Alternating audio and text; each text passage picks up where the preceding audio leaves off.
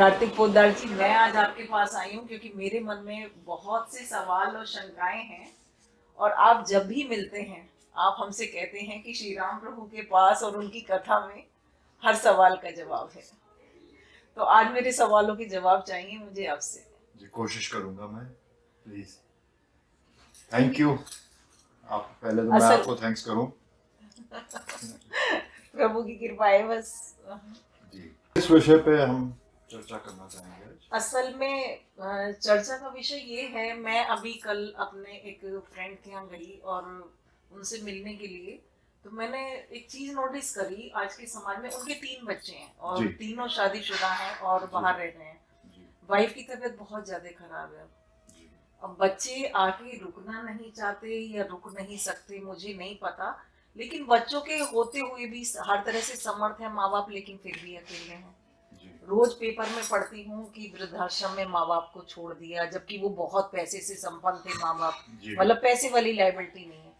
एक तरफ मैं देखती हूँ कि मंदिरों में जाओ तो घंटों दर्शन के लिए लाइन लगी हुई है, लोगों में इतनी धार्मिकता जागृत हो गई है। जी। अभी संक्रांत हुई तो मैं ये देख रही थी कि कितना कितना दान पुण्य लोग कर रहे हैं। तो एक कंट्राडिक्शन सा समाज में देखने को मिल रहा है। मुझे लगता है हमारे बहुत से दर्शक इस चीज से सहमत होंगे। तो यदि हम कहें कि नए लोगों में वैल्यूज नहीं है, तो धर्म के प्रति आस्था भी है, लेकिन उस धर्म के प्रति आस्था को घर के रिश्तों में क्यों नहीं, मतलब वो अप्लाई कर रहे हैं। प्रश्न बहुत लंबा है। इसमें कई सारे विषय मेरे मन में आ गए जब तक आप क्वेश्चन पूछ रही थी। तो इसको हम पार्ट में ब्रेक करके चलते हैं। इस तरह से हम सिंप्लीफाई करते हैं क्वेश्चन को।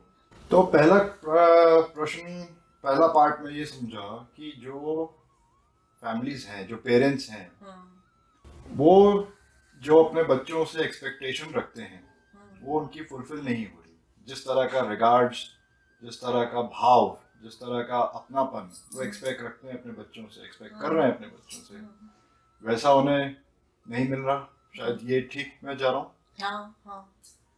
और इसका कॉन्ट्रडिक्शन यहाँ पे आपकी बात से ये समझ में आ रहा है कि वही बच्चे, ऐसा प्रतीत होता है कि मंदिरों में जाते हैं, संस्कारी हैं, धर्म में रुचि रखते हैं, अध्यात्म में रुचि रखते हैं। तो ये कैसे कैसे है? हाँ। इसमें देखिए, मैं सारी बात में मूल रूप से जो मुझे समस्या नजर आती है वो एक शब्द में कह सकता हूँ, वो है एक्सपेक्टेशंस। एक्सपेक्टेशंस। जी। कैसे? पहले तो हम बात करते हैं कि मंदिर में जाते कौन है। तो भगवत गीता में बताया गया है, कृष्ण जी ने अर्जुन से कहा कि 4 प्रकार के भक्त मेरे पास आते हैं। अच्छा। आर्थ, अर्थार्थी, अच्छा। जिज्ञासु और ज्ञानी। अच्छा। यानी जो कि दुखी हो, अपसेट हो, परेशान हो किसी बीमारी से, कोई नुकसान से। दूसरा जो लालची हो, जिसकी डिजायर्स हो। तीसरा जो इंक्विजिटिव हो, क्यूरियस हो, जिज्ञासु, मैं जानना चाहता हूँ, जैसे मैं आई आपके पास, जैसे आप आए। और चौथी श्रेणी जो बहुत कम होते हैं, ज्ञानी, जो पूर्व जन्म से संस्कार लेकर आते हैं। अच्छा। जो योगी जिनकी तपस्या बीच में या साधना जिनकी बीच में विघ्न पड़ गया हो, शरीर की मृत्यु हुई हो, दूसरा जन्म हुआ है और फिर वहीं से अपनी साधना शुरू करते हैं। जैसे स्वामी विवेकानंद हैं, आदि शंकराचार्य हैं, जो केवल 6-7 वर्ष की आयु में समझ जाते हैं जीवन का हमारा लक्ष्य क्या है। तो वो तो हम है नहीं उस कैटेगरी पे। लेकिन जिज्ञासु भी बहुत ज्यादा नहीं होते, ये भी श्री कृष्ण जी ने स्पेसिफिकली बताया है। अच्छा। सबसे ज्यादा होते हैं आर्थ और अर्थार्थी। ये तो बिल्कुल सही बात है। अब उसी कसौटी पे आप उन बच्चों को रखिए। अच्छा। जैसे 95-96% जो मंदिर जा रहे हैं, उन्हें ईश्वर से कुछ ना कुछ चाहिए। अच्छा। इसी वजह से वो मंदिर में लाइन लगी हुई है। इसी वजह से हमें लगता है कि बड़ा धर्म, संस्कार, जो अनुष्ठान बताए जाते हैं, जो यज्ञ बताए जाते हैं, कि माला जप लो, नाम जप लो, ये वाला हवन करा लो। क्योंकि हर एक को कुछ ना कुछ चाहिए। उसके अंदर कुछ इच्छा है। तो अब किससे चाहिए? भगवान से चाहिए। तो बात आ गई एक्सपेक्टेशन। क्योंकि हमें ईश्वर से एक्सपेक्टेशंस हैं, जो फैक्टर्स हमारे कंट्रोल में नहीं है, जो हम समझते हैं कि सिर्फ ईश्वर पूरा कर सकते हैं। तो उनके पास जाना पड़ेगा। बस उनका माध्यम क्या है? वो मंदिर है, वो पुजारी हैं, वो ब्राह्मण हैं। अब इधर आ जाते हैं पेरेंट्स की बात। वही बच्चे जब तक उनकी अपने पेरेंट्स से एक्सपेक्टेशंस फुलफिल होती चल रही हैं, अच्छा। तब तक तो ये ऐसा लगता है कि एक सामंजस्य बैठा हुआ है। उसी तरह से पेरेंट्स की जब तक एक्सपेक्टेशंस अपने बच्चों से फुलफिल होती चल रही हैं, जैसे तब तक तो सब ठीक है। जैसे कि जैसे कि जैसे हमारे जब एक बेबी होता है, हाँ, तो हम बड़ा प्रेम बड़े लगाव के साथ बिल्कुल नर्चर करते हैं, मिस यहाँ तक कि हम अपना जीवन हाँ, दे सकते हैं उस हाँ, बच्चे के के लिए लिए। ये जो मदर या फादर का रोल है, इसको हम अगर अहंकार के रूप में देखें, ईगोइक वे में देखें, तो ये एक तरीके का आइडेंटिफिकेशन है, जिसको भगवत गीता के दूसरे अध्याय में सांख्य योग में बताया कि मैं और मेरापन, हाँ, मैंपन और मेरापन, मेरापन। मैं और मेरा। तो मैं तो हुआ ये, हाँ, और मेरा हुआ ये बालक बालक। या बालिका हाँ, आइदर। तो वो जो बच्चा है वो हमेशा ही मेरा रहता है, मेरा बच्चा। हाँ, हम कभी भी उसको एक इंडिविजुअल सेपरेट एंटिटी की तरह, एक ह्यूमन बीइंग की तरह, एक मैच्योर्ड और इंडिपेंडेंट ह्यूमन बीइंग की तरह देखते ही नहीं है। ओके। हमारा तो दृष्टिकोण हमेशा यही रहता है कि ये तो मेरा बच्चा है, इसके बारे में मुझे ही सोचना है, मुझे ही चिंता करनी है। हाँ, पर आप ये भूल जाते हैं कि आप तो केवल एक माध्यम है। हाँ, निर्माता तो कोई और है, वो विधाता है बैठा है, बिल्कुल बिल्कुल। जिसको हम कहते हैं क्रिएटर। हाँ, और उसने जो माता पिता और संतान का जो नियम बनाया है, वो किस उसी कड़ी का हिस्सा है, उसे हम कहते हैं प्रोक्रिएशन। अच्छा। Creation, procreation. तो माता पिता एक माध्यम है। ये थोड़ा स्पिरिचुअल एस्पेक्ट पे बात को समझना हाँ, पड़ेगा हाँ, हाँ, बिल्कुल। कि आपके जरिए एक शरीर का जन्म हुआ, लेकिन आत्मा आपके जरिए जन्म नहीं लेती है। सही बात है। सांख्य योग में यही हाँ, है। यही बिल्कुल। आत्मा तो अमर है, हाँ, आत्मा ने तो हजारों जन्म ले लिए हैं। हाँ, आज वो इस माँ के गर्भ से है, अगले जन्म में किसी और से। तो असली माता पिता कौन? ऊपर वाला। ऊपर वाला। लेकिन हमारी क्योंकि आइडेंटिफिकेशन है अपने बच्चों के साथ, बच्चों का आइडेंटिफिकेशन है अपने माँ बाप के साथ, तो जैसे जैसे बच्चा बड़ा होता जा रहा है, टीनेज पे पहुंच गया, टीनेजर हो गया, वो इंडिपेंडेंट होना चाहता है। अभी तक तो वो डिपेंडेंट था अपने माँ बाप पे, हाँ, और सही ये बात उसकी है कहीं ना कहीं ये बात उसके अंदर एक इनसिक्योरिटी पैदा करती है कि वो मतलब डिपेंडेंट डिपेंडेंट है। अच्छा। ये हर जीव, ये नेचर, ये हाँ, प्रकृति हाँ, ऐसी है। हाँ, पशु का बच्चा ऐसा नहीं सोचेगा, क्योंकि आप देखिए जो पशु के बच्चे होते हैं, गाय के हों या किसी के भी हों, वो बहुत जल्दी खड़े भी हो जाते हैं, हाँ, चलने भी जल्दी लगते हैं, अपना खाना आहार हाँ, सब। हाँ। मनुष्य का बच्चा ही सबसे सारी ज्यादा डेलिकेट होता है। और सबसे मतलब सारी स्पीसीज में सबसे देर से independent हो पाता वो है। इंडिपेंडेंट हो पाता है। हाँ, हाँ, कहीं ना कहीं वो जो एक्सपेक्टेशन रखता है अपनी अपब्रिंगिंग में, अपने माता से, अपने पिता से, वो उनकी फुलफिल नहीं हुई है। अच्छा। कहीं ना कहीं कोई कमी रह गई है। बच्चों के मन में अच्छा। ये विचार बैठ जाता है कि मेरे फादर को, मेरी मदर को कुछ ऐसे एक्स वे में रिएक्ट करना चाहिए, रिस्पॉन्स करना चाहिए था। अच्छा। ऐसा कोई बच्चा नहीं होगा जिसके अंदर अपने माता पिता को लेकर शिकायत ना हो, पर उसके अंदर माता पिता को लेकर प्रेम भी है। हाँ, और अटैचमेंट भी है। जैसे आप स्पिरिचुअल एस्पेक्ट में देखें तो ये प्रेम तो बड़ा बहुत हाई लेवल का शब्द होता है। अभी तो हमें मोह वाले लोग हैं, हाँ, अटैचमेंट है हमें। अटैचमेंट है बिल्कुल। अब रामायण पे आ जाइए। हाँ, मोह, अटैचमेंट को किसको लिए सिंबलाइज किया गया है? ये सिंबलाइज किया गया है रावण को। अच्छा। रावण सिंबलाइज करता है मोह को। जीव में वो वृत्ति, मैं और मेरापन की वृत्ति, वो जो सबसे अहंकार वाली वो जो अहंकार का पार्ट है, वो ही सबसे विनाशकारी वृत्ति है। इसी वजह से वो रावण है। उसके 10 सर हैं। 10 सर मतलब इतने रूप हैं उसके कि उसे पहचानना, पकड़ना ही बहुत कठिन है हमारे अंदर। अच्छा। तो दो रास्ते हैं, अपना पुरुषार्थ करिए, चिंतन करिए इस विषय पे, देखिए, सतर्कता लाइए जीवन में कि कहाँ मेरा जो संतान है वो कहाँ ये फील कर रहा है कि कमी कहाँ है। और सबसे बढ़िया रास्ता तो यही है कि ईश्वर पे समर्पित हो जाइए, अपना सर्वधर्मान मतलब एक परित्यज्य। तरीके से आपका है कि कहने का मतलब संतानों से भी एक टाइम पे आके जब वो इंडिपेंडेंट तो थोड़ा सा डिटैचमेंट का फीलिंग हम डेवलप कर रहे हैं। जी, डिटैचमेंट का फीलिंग इस प्रकार से करें जैसा कौशल्या माँ ने श्री राम जी के साथ किया था। कहाँ किया?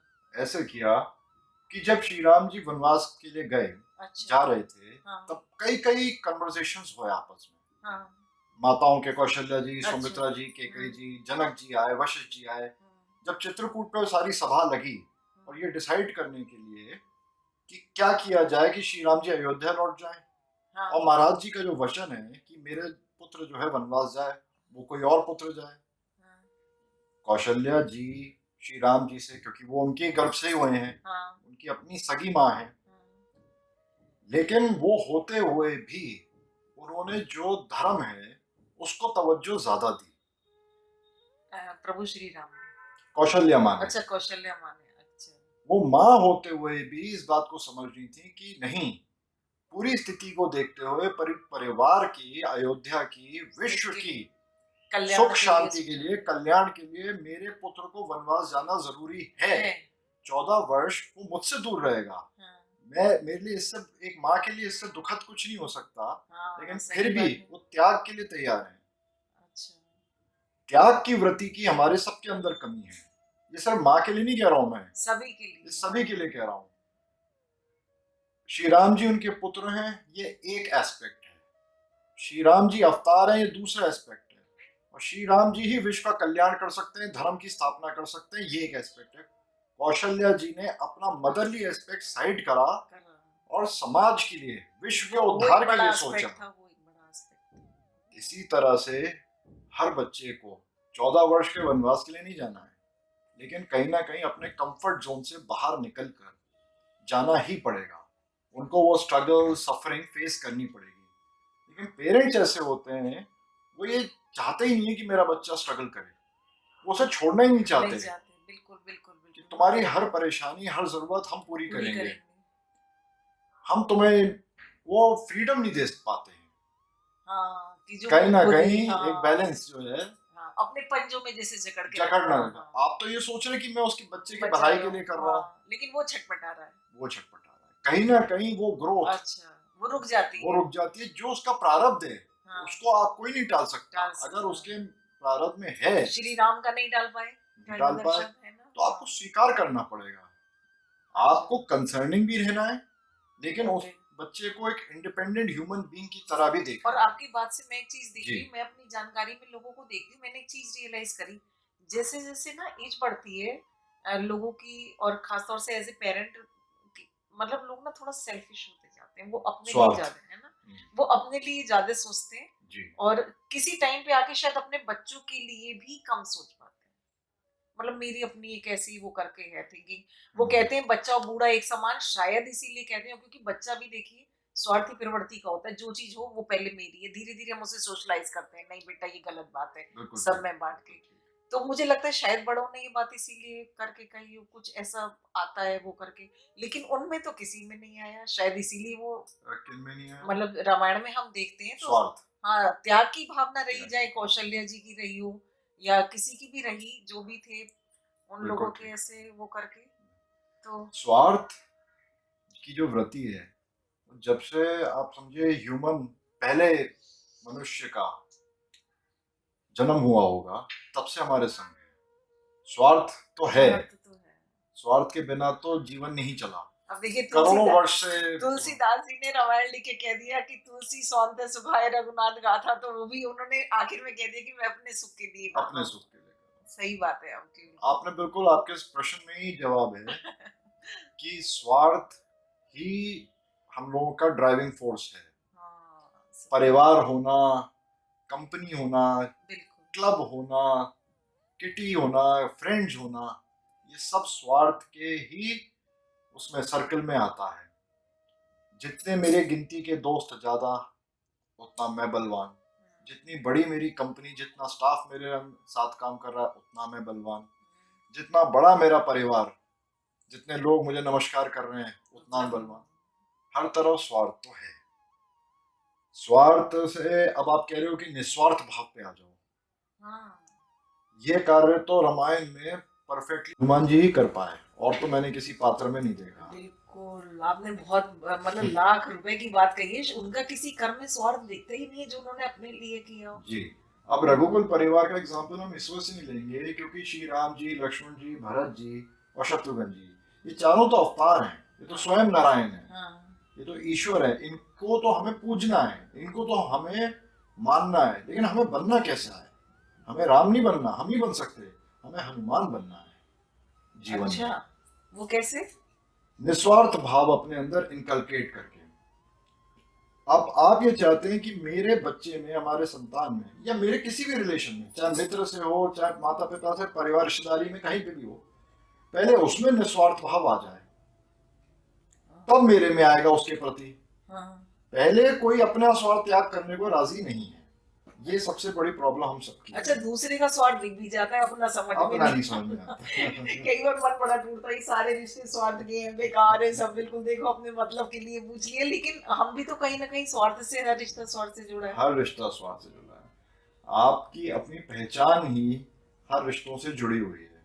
आप एक क्षण के लिए सोचें, बड़ा मुश्किल है लेकिन सोचें कि ना मैं, जैसे आप एक फीमेल हैं, फीमेल के रिश्ते की बात करूं, ना मैं पत्नी हूं, ना मैं माँ हूं, ना मैं बेटी हूं। एक मिनट सोचिए आंख बंद करके कि मैं इन तीनों में से कुछ भी नहीं हूं। हर कोई चाहता है टू बिकम समबडी।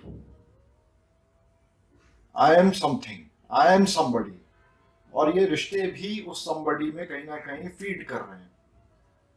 माँ का रोल है, बेटी का रोल है, पत्नी का रोल है। और आइडियली हनुमान जी को अगर एग्जाम्पल लें तो हनुमान जी बने नोबडी। मैं कुछ भी नहीं हूं।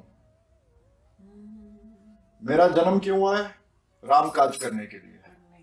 राम काज क्या है कि जो भी कर्तव्य, जो भी कर्म, जो भी काम, जो भी रिस्पॉन्सिबिलिटी सामने आई है, उसे पूरी निष्ठा से मैं करूंगा, अकर्ता भाव से। I am not the doer. ये हो रहा है कृपा से। किसकी कृपा से? राम कृपा से।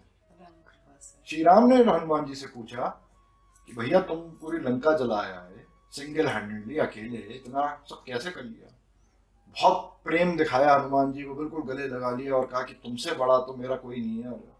तो हनुमान जी ने रिप्लाई में क्या कहा? हमारे जैसा होता तो कहता जी थैंक यू वगैरह। हनुमान जी का त्राही प्रभु त्राही, मुझे बचाइए। अच्छा, राम जी ने बोला किससे बचाऊं भाई, तुम तो सबको जीत रहे हो। सबको जीत जाऊंगा, अहंकार को नहीं जीत पाऊंगा। लेकिन इतनी सजगता भी तो जरूरी है, उनमें थी इतनी सजगता। जी, सजगता। अब देखिए हनुमान जी का जीवन अगर देखें, चरित्र देखें हनुमान जी का, तो बालक, अब वो भी एक तरीके से है शिव जी के अवतार हैं, महादेव के अवतार हैं। वो एक अंश अवतार हैं। लेकिन हम उन्हीं को पढ़ें तो हम ये समझेंगे कि ये निस्वार्थ भाव किसी के कहने से, किताब पढ़ने से, या ये कन्वर्सेशन सिर्फ सुनने से नहीं आएगा। यही मेरा अगला क्वेश्चन था आपसे कि ये आपने रास्ता तो बताया, लेकिन ये डेवलप कैसे होगा? क्योंकि हम, पता है क्या होता है, जैसे हम एक एज पे पहुंच के रियलाइज करते हैं कि बच्चों में ये चीज की कमी है, लेकिन हमारे पास अब टाइम नहीं उन चीजों को सुधारने के लिए। ये तो बात दूसरी हो गई कि अब तो जो बीत गया उसको भूल जाइए, उसकी गिल्ट में मत रहिए। बिल्कुल। हमारे हाथ में ना पास्ट है ना फ्यूचर है, हमारे हाथ में तो प्रेजेंट है, वर्तमान है। अब जो मार्ग है, जो हमारे शास्त्रों में भी बताया गया, और जो वेस्टर्न थिंकर जो हैं आइडियोलॉजी के, उनको भी मैंने बहुत पढ़ा है, अध्ययन किया है। इसमें दो मार्ग हैं। अच्छा। एक तो अपने आप को, स्वरूप को पहचानना, सेल्फ रियलाइजेशन। दूसरा मार्ग है जो सरल है थोड़ा, वो है भक्ति का। मतलब और सिंपल करूं, एक है ज्ञान मार्ग, दूसरा है भक्ति मार्ग। सिंपल करें, वैसे तो बहुत डिटेल है, बहुत जा सकते हैं चर्चा में, लेकिन स्टार्टिंग लेवल पे यहीं पर ही बात करें कि ज्ञान मार्ग, भक्ति मार्ग। आप ईश्वर को समर्पित हो जाइए, ईश्वर क्या भजन करें, उनका आराधना करें और उन्हीं से ही मांगे। वो निस्वार्थ भाव आपका सहज रूप है। ईश्वर अंश जीव अविनाशी, और आत्मा का स्वरूप क्या है? सत्य चित्त आनंद। तो सत्य है, चिंत है और आनंद है, ब्लिस, ट्रुथ और इजनेस। मतलब उसे कुछ नहीं चाहिए। अगर आपने अपने आप को पहचान लिया, अपने आत्म स्वरूप को पहचान लिया, तो उसके अंदर स्वार्थ नहीं है, क्योंकि वो तो ऑलरेडी ईश्वर परम तत्व से जुड़ा हुआ है। अब ये डिफिकल्ट है ये बात को ले जाना। अब इसको मैं सोच रहा हूँ कि व्यवहारिक स्तर पे कैसे इस बात को लिया जाए। व्यवहारिक स्तर पे मैं ना इसमें एक चीज आपसे पूछना चाहती हूँ कि बिल्कुल सही बात है कि दो चीजें, सेल्फ रियलाइजेशन के कह लो या प्रभु के पाने को, कि एक प्रेम मार्ग है, एक ज्ञान मार्ग है। हमारे तो दोनों में ही कच्चे हैं। प्रेम करने के लिए जितना सरल हृदय एक बच्चे की तरह का होना चाहिए, उतना सरल हृदय हमारे पास नहीं। हम ईश्वर से भी चतुराई दिखाते हैं। नहीं, ऐसा ठीक है, पर ये बात आपके लिए अप्लाई नहीं होती, क्योंकि अगर ये सरलता आप में नहीं होती तो आज हम इस विषय पे बात नहीं कर रहे होते। बट मुझे तो लगता है कि नहीं वो सरलता। ये पहचानना ही तो आपकी प्रोग्रेस है। अपने अंदर सरल व्यक्ति ही कभी ढूंढ सकता है। जो चतुर होगा सांसारिक रूप से, जो वर्ल्डली एस्पेक्ट में क्लेवर प्ले करता है, वो तो समझता है मैं परफेक्ट हूँ। मैं आपको अपनी एक चतुराई बताऊं जी है जी और मैं कितनी मतलब गेम खेलती हूँ भगवान के साथ। जी हम जैसे भगवान के वहां जाते तो शुरू से सुना था कि मनसा वाचा कर्मणा करोमि यत् सत्कर्म नारायणेति समर्पयामि। जी यानी मन वचन और कर्म से जो भी मैंने अच्छे कर्म किए वो मैं नारायण आपको समर्पित करता हूँ। जी मैं पहले ये बोलती, धीरे धीरे वही दिमाग में खुराफात जागी। मैंने कहा एक तो वैसे ही सारे बुरे कर्म करते हैं और जो अच्छे करे वो नारायण को समर्पण, तो हमें तो कहीं स्वर्ग का नंबर ही नहीं आएगा, तो बस हमारे खाते में तो बुरे कर्म बचे।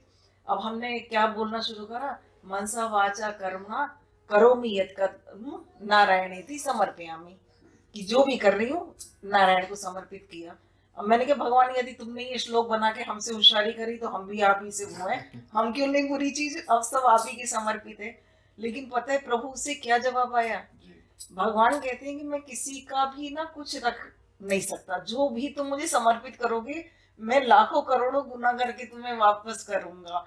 इसीलिए अच्छे कर्म हम यदि समर्पित करते, मुझे जब ईश्वर ने ये चीज का बोध कराया जी तो मुझे लगा कि मैंने अपना कितना बुरा कर लिया अपने मन में, भगवान के साथ ये कपट करके। यही बोलना चाहिए कि नहीं, कर आपने कपट करा किसके साथ? प्रभु के साथ किया, शिकायत करी किसके साथ? तो ये प्रेम मार्ग ही तो है, ये रिश्ता ही तो है, बना रहे हैं आप ईश्वर के साथ। अच्छा मैं तो बहुत वो कर रही थी, मैंने कहा मैंने तो बहुत गड़बड़ ये- करा ये तो। अरे मैं भजन का मतलब ये जरूरी नहीं है कि आप मंदिर में बंद करके बैठे रहें, माला जपते रहें या करें, वो भी करें, वो भी विधि है, वो जरूरी है। लेकिन सरल हृदय प्रेम तो यही है कि जिसको अपना पाना माना है उसी से तो शिकायत करोगे। अच्छा या तो आप किसी दूसरे जीव के साथ चतुराई खेल रहे होते हैं हाँ तो आप हुए चतुर। अगर सरल हृदय तो वही है जो अपने प्रभु के साथ चतुराई खेल रहे हैं, प्रभु से ही तो शिकायत कर रहे हैं। हाँ रिश्ता है तब अरे कृष्ण जी ठाकुर जी को सबसे बड़ा छलिया ही तो कहा गया है, चलिए वो भी तो खेलते हैं भक्तों के साथ। तो गोपियां जी राधा जी भी तो खेल रही हैं उनके साथ। खेल रही है। तो आपने इसको तो बहुत बड़ा अपराध बोध मेरे मन से आज अपनी ये बात तो- से निकाला। मैं ये तो तो इस आपकी चीज को जब भी सोचती तो बड़ा अपराध बोध होता है कि ऊंची ये प्रभु- स्थिति है आपकी तो इस मार्ग पे कि आपने ईश्वर को इतना अपनापन में से माना हुआ है कि जो ये खेल है, ये सब जो है, जो भी है, वो सब किसके साथ हो रहा है? ईश्वर के साथ हो रहा है, अपने ठाकुर जी के साथ हो रहा है। तो क्या इसमें बुराई कहाँ दिख रही है? उन्हें तो और मजा आ रहा है। ये आया कोई एक मेरा सरल हृदय सच्चा भक्त, मेरा प्रेमी, अब इसके साथ जैसे कृष्ण जी आए थे गोपियों के साथ या राधा जी के साथ, अब वैसे वो इस कलयुग में ढूंढ रहे हैं कहाँ आऊं मैं, कहाँ अवतार लूं मैं। तो ये इस विचार को मन में ना लाइए कि जो कर्म करे वो अपने ईश्वर को समर्पित करे। इसमें भी देखिए कहीं ना कहीं एक्सपेक्टेशन हमारे अंदर आ जाती है कि हम आपके लिए भजन कर रहे हैं, हम आपसे अपनापन मान, ये मेरे साथ होता है और मेरे अंदर ही बहुत चतुराई और कपट है, तो मुझे ये चाहिए तो आप वो पूरी करो मेरी जरूरत। तो मुझे तो यही मेरे सदगुरु जी ने समझाया कि इससे भी आपको आगे बढ़ना पड़ेगा। सिर्फ ईश्वर को अपना मानो ऐसे कि निस्वार्थ भाव से, निष्काम भाव से, अनकंडीशनल लव होता है, वो ही भक्ति है जिसमें मांगना ना हो। लेकिन कुछ लोग कहते हैं कि मांगने में क्या बुराई है। अब बच्चे अपने माँ बाप से मांगते हैं, एक पत्नी अपने पति से मांगती है, एक बहन अपने भाई से मांगती है, एक दास अपने स्वामी से मांगता है। तो मांगने में मतलब हर तरह अगर की वो बात मांग चीज़ है। पूरी नहीं होती हाँ, तो क्या होता है? कंडीशन नहीं जुड़ी होनी चाहिए। मांगने में बुराई नहीं है, बिल्कुल अच्छा। ठीक कहा आपने, मांगने में कोई बुराई नहीं है। लेकिन अगर वो मांग पूरी ना हो तब आप क्या करोगे, ये हाँ। इम्पोर्टेंट है। ये इम्पोर्टेंट क्या आप तो ईश्वर पे विश्वास अपना कम कर दोगे? क्या आपके माता पिता जब हमारी जरूरत पूरी नहीं करते तो क्या आप उन्हें माता पिता कहना छोड़ देते हो, वो रिश्ता तोड़ देते हो? क्या नहीं तोड़ते। नहीं तोड़ते। लेकिन अक्सर ये देखा गया है कि भगवान के साथ जो है कि हाँ। मैंने ऐसा किया, इतने दिन व्रत रखे, इतने दिन हाँ, बताया गया 40 दिन का अनुष्ठान करूं, मेरी इच्छा पूरी नहीं हुई, तो उसके अंदर अश्रद्धा भाव आ जाता आ है। जाता है। सबसे बड़ा साधक के अंदर रिस्क है अश्रद्धा, मन चाहा नहीं हुआ तो फिर मान जाना। इसी वजह से जब मानस की शुरुआत हुई तो तुलसीदास जी ने शिव जी और पार्वती जी का ही इंट्रोडक्शन से स्टार्ट करा, हाँ, और उन्होंने ये तीसरे और चौथे नंबर की चौपाई है, एग्जैक्टली मुझे याद नहीं है, हाँ, शिव जी है मूर्तिमान विश्वास, पहले अच्छा विश्वास होता है, उसके बाद पार्वती जी है मूर्तिमान श्रद्धा। अच्छा विश्वास के बाद श्रद्धा आती है। और सबसे बड़ा खतरा हमारे जीवन में और कुछ नहीं है, कोरोना नहीं है। कोरोना नहीं है, कोई सोसाइटी में कोई आपका कुछ नहीं बिगाड़ सकता, कोई डर नहीं है। सबसे बड़ा डर अपने हृदय में जिसने ये पाल लिया, कहीं मेरे अंदर अश्रद्धा ना आ जाए, कहीं मैं भगवान को भूल ना जाऊं, वो ही पक्का सौदा है कि वो ही कहीं पहुंचेगा। अच्छा अगर आप में ईश्वर में श्रद्धा विश्वास होगी तो आप तो बिल्कुल रिलैक्स रहिए ना। सब धर्मान परित्यज्य मामेकम शरणम व्रज, कृष्ण जी ने अर्जुन जी से कहा कि भाई सब धर्मों का आश्रय छोड़ दो। सब धर्मों का आश्रय मतलब ये पैसा, power, name, fame, health, wealth कुछ भी मत छोड़ो, बस मेरी शरण में आ जा, मैं देख लूंगा। अब आप, ये तो हुआ एक वर्ष, एक बात, एक प्रिंसिपल, एक सिद्धांत हुआ, पर आपका विश्वास है क्या? क्या मेरा विश्वास है क्या? कुछ है पर कुछ नहीं भी है। शरण में आने का तो मतलब ही विश्वास है। शरण में तो विश्वास। इंसान उसी की जब होता है कि हमें ये हर तरीके से हमारी नैया पार ही कर देगा। तो शिव जी हुए विश्वास की मूर्ति, बिल्कुल ठीक कहा आपने, और उनके अवतार हुए हनुमान जी। हनुमान जी ही संसार में आए कि वो विश्वास का एग्जाम्पल हमें समझाने के लिए लीला करी उन्होंने कि अच्छा ये विश्वास का कैसे स्वरूप क्या होता है। वो बजरंगबली है। मतलब जैसे कि प्रभु पे विश्वास रख के उन्होंने सारे काम कर दिए, किस तरीके से? मैं कोई ये चीज समझ नहीं आई, थोड़ा एक्सप्लेन करें आप कि वो तो विश्वास। किष्किंधा कांड के एंड में हनुमान जी तब तक हाँ। अपनी जो उनकी सुपर नेचुरल पावर्स हैं उनको आइडेंटिफाई नहीं कर पाए थे। हाँ लास्ट वाले उसमें लास्ट बिल्कुल जो चल में- रहा है सीन कह लो जी। उसे। हाँ बिल्कुल। तो वो गिद्ध मिला था उनको वहां पे, हाँ। और उन्होंने बताया कि सीता जी वहां पर है हाँ लंका में, और आप जाए और हाँ। जाइए आप में से कोई एक वहां पे। हाँ और जामवान जी हनुमान जी का स्वरूप जानते थे हाँ। और वो उन्हें मोटिवेट करते थे। हाँ और हनुमान जी को अपना स्वरूप याद आ गया। ये इस बात, और फिर वो एक पर्वत पे चढ़े, वहां पे पैर रख के उन्होंने छलांग लगाई। बस ये सीक्वेंस को पकड़े। वो जो पर्वत है वो है अहंकार। अच्छा जब तक कि विश्वास तब आएगा आपके अंदर, वो छलांग जिसको हम कहेंगे लीप ऑफ फेथ, जो हनुमान जी ने लगाई कि अनंत सागर है, सामने खाई है, मतलब मृत्यु है, लेकिन उन्होंने छलांग लगा दी। किसके भरोसे? किस विश्वास पे? श्री राम जी के विश्वास पे। जय श्री राम करके ही हाँ जब उन्होंने उस पहाड़, अहंकार रूपी पहाड़ को पैरों से रौंद दिया, जो तुलसीदास जी ने कहा कि वो पहाड़ फिर जमीन में धंस गया। आपका जोर विश्वास बढ़ाने पे नहीं होना है, आपका जोर अहंकार को पहचानने में होना है, अहंकार को हराने में होना है। अभी क्या है कि अहंकार, ईगो, जो माइंड है वो हम पे हावी है। और सिंपल करता हूँ, जो हमारा माइंड का अंतःकरण है वो 4 पार्ट में, मन, बुद्धि, चित्त, अहंकार। इसमें से सिर्फ मन और बुद्धि पकड़ लीजिए। मन कहता है कि ये करो, ये ना करो। बुद्धि कहती है कि ये करो तो कैसे करो, और ये ना करो तो क्यों ना करो। हमारा जोर बुद्धि पे कमजोर हो गया है और मन पे ज्यादा है। ये आजकल सबके साथ हो रहा है। बुद्धि पे ज्यादा है, मन बुद्धि पे कम है। अच्छा जो बुद्धि है, जो विवेक है, हाँ, जो हाँ। सही मार्ग बताता है, वो हमारे उस पे पकड़ हमारी कमजोर है और हम पे मन हावी है। कैसे हावी है? विचारों से, thoughts, obsessive compulsive thinking, over thinking. सुबह से रात तक 50,000 व्यर्थ के विचारों में हम बैठे रहते हैं। आप अपने माइंड को वॉच करना अगर कोई देखेगा तो यही अपने आप में सबसे बड़ी साधना है कि आप सिर्फ जो सोच रहे हैं ना उसे जरा बस 5 मिनट, ये मैं आपसे कह रहा हूँ, एक्सरसाइज करके देख लीजिए। पेपर पेन लीजिए, जो आपके माइंड में थॉट्स आ रहे हैं लिखते जाइए, पॉइंट्स में लिखते जाइए, 5 मिनट करके देख लीजिए। ऐसे करिए जरा 7-8 दिन, और फिर उन कागजों को उठा के देखिए, फिर देख पाएंगे कि ये तो सब व्यर्थ की बातें हैं जो मैं सोच रहा था, ये सोच रही थी। 99% हमारी थिंकिंग वेस्टफुल है। यही हमारी सबसे बड़ी प्रॉब्लम है। इसे मैं अब रामायण को के पर्सपेक्टिव से नीचे ला रहा हूँ, मतलब एक फिलॉसफी या स्पिरिचुअलिटी छोड़िए। ये बात थोड़ा सा मैं कहूंगा, ये ईगो के बारे में जो बात है, वेस्टर्न जो फिलोसफर्स हैं उन्होंने ज्यादा जोर दिया है। अच्छा हमारे यहाँ इसके आगे की एक कदम आगे पहुंचे हमारा वेदांतिक ज्ञान, अच्छा वहां तक वो लोग नहीं पहुंचे। अच्छा लेकिन भगवत गीता या रामायण समझने से पहले एक सीढ़ी जो बीच की है वो थोड़ी सी मैं समझता हूँ गायब है। उसके लिए या तो सदगुरु की शरण मिल जाए, लेकिन आजकल सबको तो अवसर ऐसा नहीं मिलता। कुछ ही भाग्यशाली होते हैं जिन्हें गुरु मिल जाए, वरना जो वेस्टर्न थिंकर्स हैं, एकार्ट टोल हैं, उनका पूरा फोकस ईगो पर ही है। ईगो को पहचानिए, रिकॉग्नाइज करिए।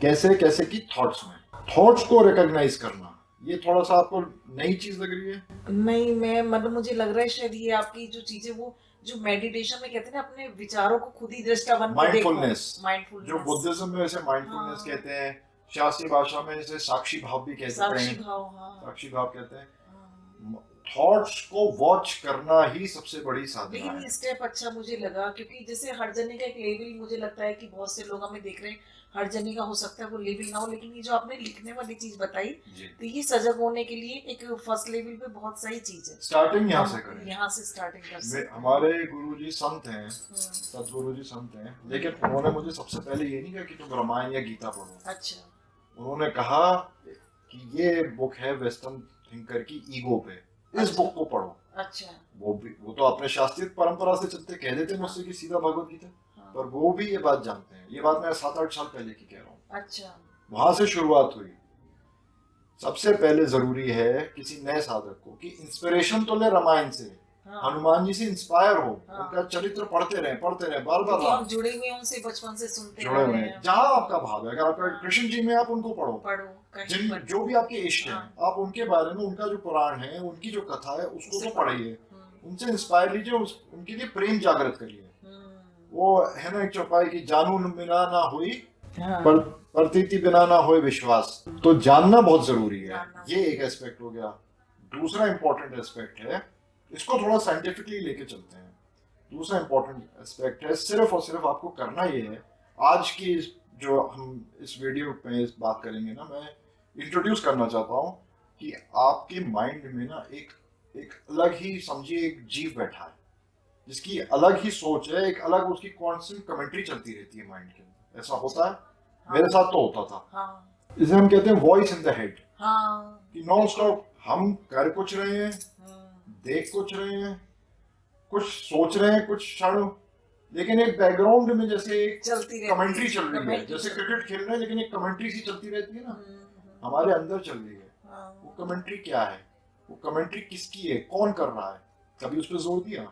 ये बात तो 125 साल पहले स्वामी विवेकानंद जी ने शिकागो में जो पार्लियामेंट ऑफ हाँ, रिलीजन हुआ की था, स्पीच है हाँ। उसमें कह दिया, समझाया क्या? था कि जो हमारा गड़बड़ाया हुआ चिंतन है, अच्छा, एक माइंड की जो गड़बड़ हुई कंडीशनिंग है हाँ, बचपन से, क्योंकि हमें सिखाया नहीं गया कि जीवन जीने की भी एक कला होती है। हम्म, उसकी क्लासेस कहाँ हो रही हैं, उसका कॉलेज कहाँ है? बिल्कुल भी नहीं, बिल्कुल। जब ABCD समझने में और डॉक्टरेट तक करने में किसी बच्चे को 18 साल लग जाते हैं या 20 साल लग जाते हैं, तो ये जीवन जीने की कला को आप एक्सपेक्ट कर रहे हैं कि आधे घंटे के हम वीडियो से, 1 घंटे की वीडियो से सुनने देखने वाले समझ जाएं। खुद प्रैक्टिस नहीं करना चाहते। खैर, देर नहीं, आज से शुरू करें। ये एक स्किल है, जैसे स्विमिंग है, वॉकिंग है, ड्राइविंग है। उसी तरह से अपने विचारों को देखना शुरू करें, प्रयास शुरू करें।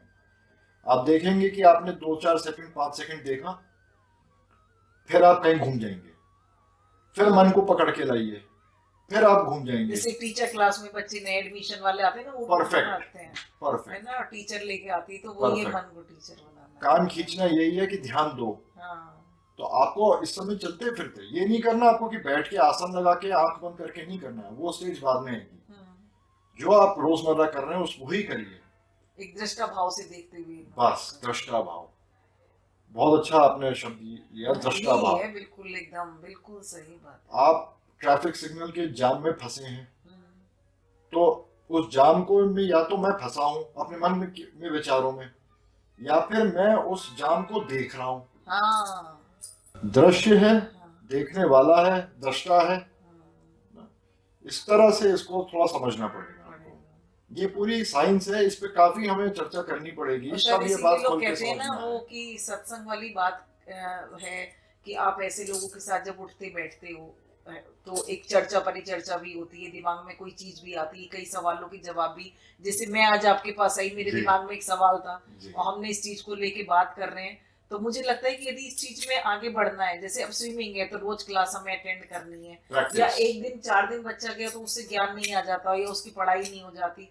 तो ये सब चीजें भी ऐसी हैं कि मुझे लगता है कि हम इतना सब चीजों को टाइम देते हैं, और मुझे लगता है कि हमारे यहाँ कोई भी चीज हमारे शास्त्रों में गलत नहीं गई, लेकिन जो जीवन का ध्येय है ना, हम उसी से ही शायद भटके हुए हैं। आजकल ये फैशन चल गया है ना, हर एक को ये प्रूफ करना है कि हम बहुत बिजी हैं। हाँ, और अगर वो ये वॉच करेंगे अपना दिनचर्या, अपने विचारों को, तो देखेंगे कि जो फ्रूटफुल एक्टिविटी है 8-10 घंटे के वर्किंग आवर्स में, वो मुश्किल से 1 या 1.5 घंटा है जब एक्चुअली में काम हो रहा है। क्या पहले लोग नहीं कर रहे थे? लेकिन लोगों के पास टाइम था, जीवन में रस था उनके। क्या पहले सोना चांदी नहीं बरस रहे थे अरे लोगों पे? राजाओं नहीं थे, बिल्कुल, व्यापारी नहीं नहीं थे। थे। तो आज ही ऐसा क्या हो आज ही गया? ऐसा क्या हो जबकि लाइफ कितनी सिंपल है, कितनी सिंपल है और कितनी मतलब फैसिलिटीज हैं, बहुत वो भी हैं। जितनी टेक्नोलॉजी आई, जितना कोशिश है लाइफ को सिंप्लीफाई करने के लिए, मैं तो ये देख रहा हूँ उतनी कॉम्प्लिकेट होती जा रही है, क्योंकि हम अपने आप से दूर होते जा रहे हैं और हम जो अपनी लाइफ का जो एंजॉयमेंट है, प्लेजर है, वो ऑब्जेक्ट्स में ढूंढ रहे हैं। मैं नया फोन ले लूं तो मुझे सुख मिलेगा, महंगा वाला ले लूं तो और सुख मिलेगा, महंगी गाड़ी ले लूं, फॉरेन ट्रैवल कर लूं, पर ये देखिए ये सुख कितनी देर का, कब तक का? जब तक 4 लोगों ने तारीफ कर दी, उसके बाद क्या? फिर आप चाहोगे कि फिर मैं दूसरा कुछ खरीद लूं, कुछ कर लूं। आपकी एक चीज से वो करे, जैसे हम पार्टी वार्टी में जाते हैं ना, तो तैयार होते हैं, अच्छे कपड़े पहनते हैं और सभी लोग करते होंगे मेरे ख्याल से। फिर लगता है अरे ये और लगा लो, देखेगा कोई, अरे ये और पहन लो, कर लो। लेकिन मुझे लगता है कि सब अपने को ही देख के खुश होते हैं, कोई किसी को देख नहीं करता। हर आदमी अपने ही आत्ममुग्ध हुआ है, बाकी किसी को किसी के लिए ना कोई इतना खुश हो रहा है, ना इतना टाइम है। लेकिन मुझे आपकी बात से ना एक बात आई दिमाग में, यदि हम लाइफ को इतना वेस्ट ही कर रहे हैं, इतना मेटीरियलिस्टिक हो रहे हैं, तो जो बीज है और जो भूमि है, फल तो उसमें फिर वैसे ही होगा। आप समझना मेरी बात को। तो यदि हमारी मेंटलिटी ये है, तो हमारी आने वाली संतति में कोई बहुत अच्छे भाव या वो कोई बहुत ज्यादा उस तरीके के हो, क्योंकि हम ही नहीं है वैसे। तो इसका मतलब फिर ये जनरेशन बाई जनरेशन तो चीजें खत्म ही होती जाएंगी। ऐसा नहीं है कि कुछ अपग्रेडेशन का वो हो कि लोग, जैसे मान लो आज हम हैं या कोई एक नई जनरेशन है, वो इस चीज को रियलाइज करती है कि हाँ ये चीजें जैसे मुझे लगा, तो उसके पास तो टाइम है कि वो उन चीजों को कर सकते हैं। तो क्या कहीं ऐसा है, क्योंकि मैं ही सोचती हूँ कि यदि एक हस्बैंड वाइफ है या 2 लोग मिलते हैं, तो यदि उन लोगों की सोच अच्छी हो दोनों की, तो उनकी आने वाली संतति में, क्योंकि यदि दोनों में नहीं होगी तो आगे संतति में नहीं होगी। क्या इसीलिए ये चीजें आजकल के टाइम में इतनी कम होती जा रही हैं? पहले तो थोड़ा इस पे आपको स्वार्थी बनना पड़ेगा। कैसे? आप दूसरे का छोड़ दीजिए, अपने nearest closest dearest family member के बारे में भी सोचना छोड़ दीजिए। अच्छा। अपने संतान के प्रति भी, अपने हस्बैंड वाइफ भी है, फादर मदर है, उनका भूल जाइए। अच्छा। आप सिर्फ अपने आप पे फोकस करिए। हमारी सबसे बड़ी प्रॉब्लम यही है कि हम चाहते हैं कि हमारा ये भी सुधर जाए, पर हम ये नहीं रियलाइज करते कि हम अगर अपने आप को बेहतर बनाएंगे और हम अपने आप को जो ना कॉन्शियसनेस से कनेक्ट करें, जैसे ये समझाया गया है कि जब कोई एक संत महात्मा कैसे क्यों बन जाता है, क्योंकि फिर वो कॉन्शियसनेस का, सुप्रीम कॉन्शियसनेस का, वो परम तत्व का माध्यम बन जाता है, एक जरिया बन जाता है, और उसके थ्रू ये, इसको आप सरल भाषा में कह लीजिए पॉजिटिविटी, ईश्वर कृपा कह लीजिए, पॉजिटिविटी कह लीजिए, फैलती है संसार में। तभी कहते हैं ना किसी महात्मा के नजदीक हम आए तो हमें बड़ा शांति मिली। बिल्कुल सही। तो आप क्यों नहीं बन सकते वो महात्मा? क्या इस वजह से कि आप एक हाउस होल्डर हैं? संन्यास लेना कोई क्राइटेरिया नहीं है। मैंने तो इतने शास्त्र पढ़ लिए, मुझे तो कहीं नहीं लिखा कि भगवान ने कहा हो या किसी ने कहा हो कि संन्यास ले लीजिए आप तो जो कर रहे हैं, क्या हनुमान जी ने संन्यास लिया? क्या अर्जुन ने संन्यास लिया? बिल्कुल गृहस्थ में रहते हुए सब कुछ कर रहे हैं। गृहस्थ हो या जो उनका कर्तव्य है, कर्तव्य विमुक्ता तो है। और कर्तव्य में क्या युद्ध लड़ने पड़े, मतलब वायलेंस हुई, स्लॉटर करा, क्या हमारे जीवन में ऐसी चुनौतियां आ रही हैं?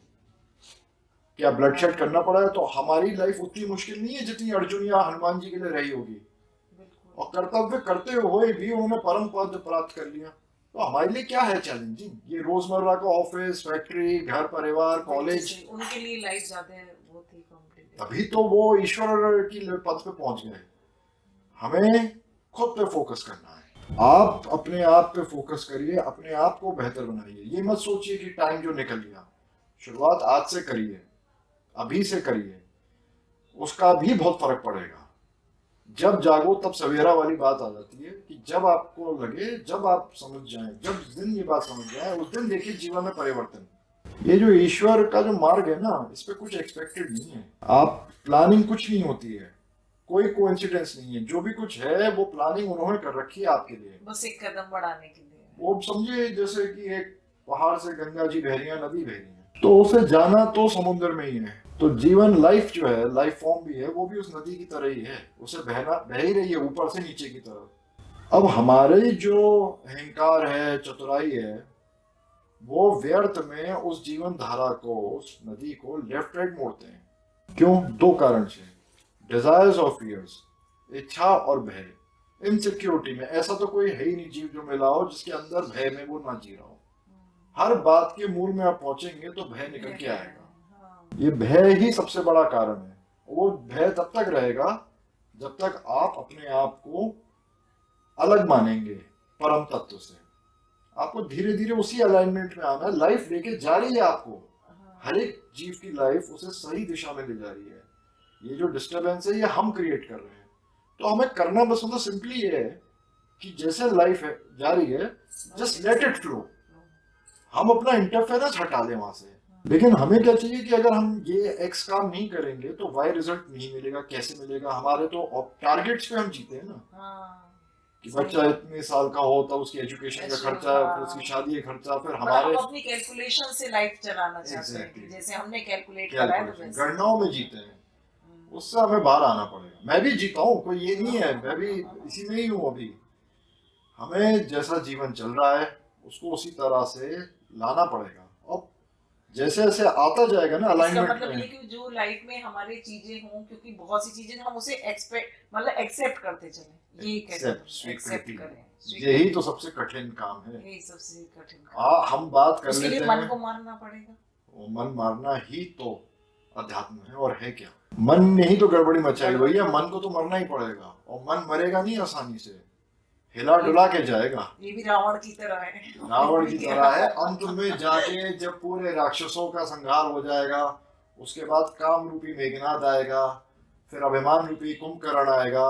अच्छा। जब सबके साथ आप धीरे धीरे धीरे धीरे विजय प्राप्त करते जाएंगे, तब अंत में रावण आएगा। लेकिन पता है, मुझे लगता है कोई चीज इतनी कठिन भी नहीं होती। जो बच्चे स्कूल के बाहर होते हैं उन्हें लगता है पढ़ाई बहुत कठिन है, और जिसने एक बार एडमिशन ले लिया उससे पूछो, उसे नहीं लगता इतना। ऐसे शायद हमारा एडमिशन हो जाएगा किसी टाइम भगवान की कक्षा में, बस एडमिशन लेने की कठिनाई है। और इनके एडमिशन में तो फीस भी नहीं लग रही, फॉर्मेलिटी भी नहीं लग रही, बस मानने की तो बात है।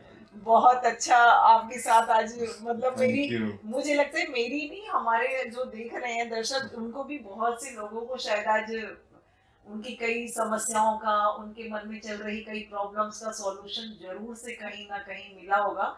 और हमारा ये, क्योंकि आपकी बातों से बहुत से अभी विचार और बहुत से अभी क्वेश्चन मेरे दिमाग में आए हैं, तो हम उसको अभी नेक्स्ट उसमें लेंगे आपसे। और अभी हमारे ये परामर्श आपसे और एक जो चिंतन चल रहा है वो चलता रहेगा। और हो सकता है हमारे जो दर्शक हमें देख रहे हैं, तो वो भी यदि चाहे, उनके मन में कोई सवाल आया हो, कोई उनका अपनी समस्या हो जिसका वो समाधान चाहते हो, क्योंकि मुझे लगता है कि सारी समस्याओं का समाधान प्रभु और आध्यात्मिकता में है, जुड़ा हुआ है ना, जुड़ा हुआ है। तो कोई समस्या तो मुझे लगता है कि हम अगली बार आपसे बात करने में उसे भी ले सकते हैं। जरूर जरूर। तो आप लोग चाहें तो आप कोई अपनी समस्या चैट बॉक्स में भी लिख सकते हैं। हम उम्मीद करते हैं कि हमारा ये वार्तालाप, हमारी ये प्रभु के ऊपर जो चर्चा हुई है, जो हमने ये हमारी जो चर्चा हुई है, और बीइंग राम के जो राइटर है हमारे साथ इस समय कार्तिक पोद्दार जी, तो इनके साथ जो हमारी चर्चा आपके लिए विशेष रूप से लाभदायी रही होगी। प्रभु श्री राम आप सभी पर, हम पर कृपा बनाए रखें। इन्हीं शब्दों के साथ धन्यवाद, आभार। जय सिया राम। जय सिया राम।